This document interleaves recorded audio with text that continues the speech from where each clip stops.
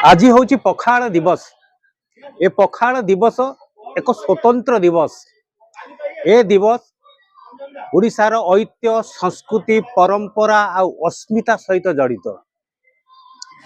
ये जे केवल आम ओडियांकर प्रिय पखाड़ ता नुहे, ये जगन्नाथंकर मध्य प्रिय। ये आध्यात्मिक सहित जड़ित, कारण जगतर नाथ जगन्नाथ मध्य दही पखाड़ खाती।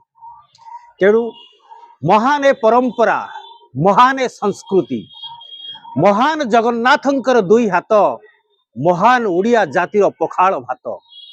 तेणु ए पखाड़ ओडिया सहित जड़ित। 4.5 कोटी ओडियांकर प्रिय खाद्य। कथारे अच्छी, रुटी खाओ ताकत होगा, पखाल खाओ अकल होगा। जे पखाड़ खाइनी तार अकल नहीं।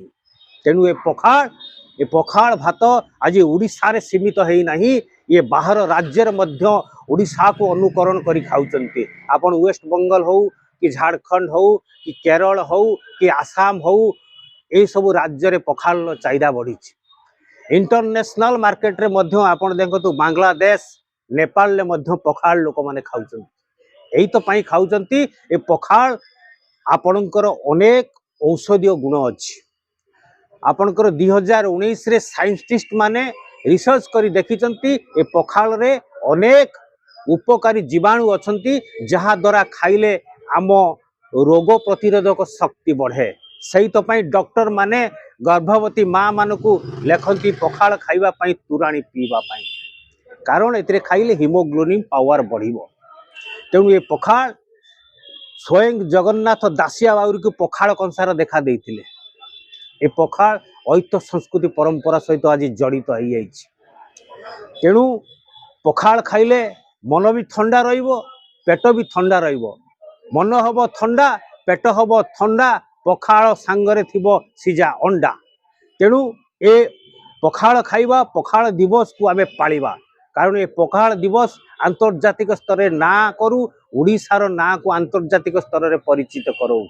तेणु ए पखाड़ दिवस रे समस्त की शुभकामना, अभिनंदन। आज देखंतु ए पखाड़ दिवस रे आज पनीपरिया मार्केट, माछ मार्केट चलचंचल।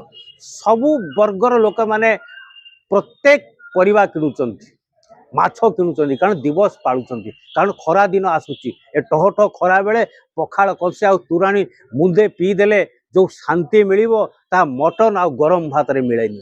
तेणु ए पखाड़ पेट को ठंडा रखिबा संगे संगे मनीष को मध्य निरोग रखे। तेणु ए पखाड़ दिवस रे सबु उड़िया भाई मानकू मोर शुभेच्छा, शुभकामना। जय पखाड़ दिवस, जय पखाड़ दिवस।